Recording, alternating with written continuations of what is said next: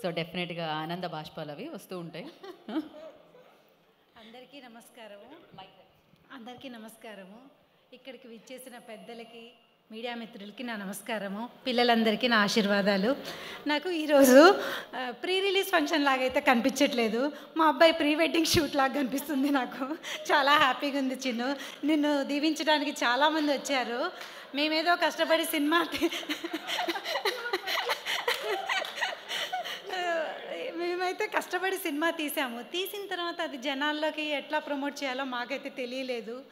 ఆ సందర్భంలో కొంతమందికి సినిమా చూపించాము.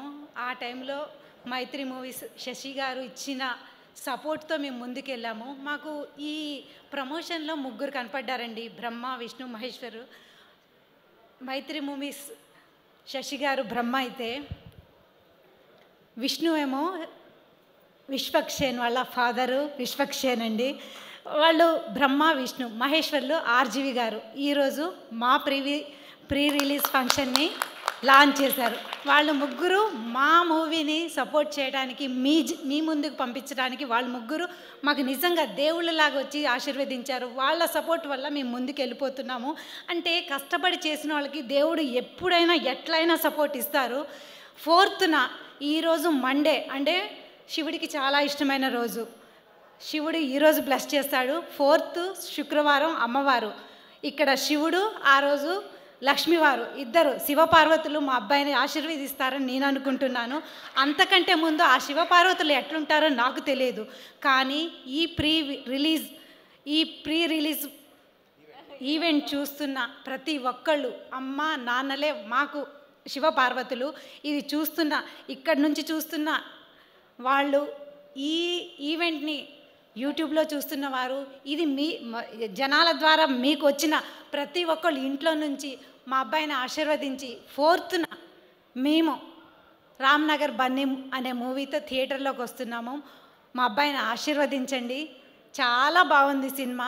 ఇది గొప్ప cinema, super cinema, bumper cinema అని నేను చెప్పను, కానీ మంచి సినిమా అని మాత్రం చెప్తున్నాను. నేను 100 సార్లు చూసినా 101 సారి చూడాలనిపించిందండి ఆ సినిమా. అంత బాగుంది. అసలు నేను ఏం మాట్లాడొద్దని వచ్చాను, కానీ మైక్ పట్టుకున్న తర్వాత ఆ సినిమా గురించి మాట్లాడుతూనే ఉన్నాను. నేను ఆ ప్రీ రిలీజ్ ఫంక్షన్లో ట్రైలర్ రిలీజ్ ఫంక్షన్లో మా వారు చెప్తుంటే నాకు మా వారు ఏం మాట్లాడినా కొంచెం పొగిడినా ఆనందం వచ్చేస్తుంది, జోకులు వేసినా ఆనందం వచ్చేస్తుంది, తిట్టినా కొంచెం బాధ వచ్చేస్తుంది. అంటే నేను చాలా ఎమోషనల్ అండి. అంటే ఇంకా ఏం చెప్పాలి నాకు అర్థం కావట్లేదు, కానీ నేను ఎమోషనల్ పర్సన్. మమ్మల్ని నాకు ఈ సినిమా చూస్తున్నప్పుడు స్టార్టింగ్ నుంచి ఎండింగ్ వరకు ఒక నాన్న కొడుకు కోసం పడే తపన గుర్తొచ్చేసిందండి. నేను త్రివిక్రమ్ సార్ది విన్నాను, నాన్న కష్టపడతాడు కానీ ఏమీ తెలియదు. నిజంగా అతను ఒక షర్టు కూడా కొనుక్కోవటం రాదండి. నేను మన భార్యలు ఎట్లుంటాము, ఏమైనా పండగ వచ్చినా, బర్త్డే వచ్చినా, ఏమండి ఈరోజు పండగ ఉంది, పుట్టినరోజు ఉంది, నాకు చీర కొనిచ్చండి అంటే పెళ్ళం అడిగింది కదా, అంతకంటే ఏం కావాలని వాళ్ళు ఇచ్చేస్తారు. కానీ మనం భర్త గురించి కానీ అంత అడుగాము. కానీ నాన్న మాత్రం ఆ కొడుకు కోసం పడుతున్న తపన నేను దగ్గరుండి చూశానండి.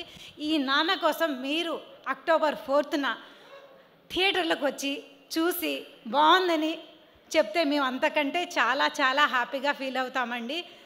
అందరం మనం అక్టోబర్ 4th రామ్నగర్ బన్నీ ఆ రోజు కలుసుకుందామండి. Thank you one and all.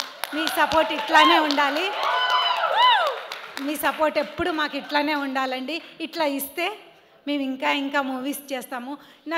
నాకు ఈ ప్రొడక్షన్ చేతికి వచ్చిన తర్వాతే తెలిసిందండి.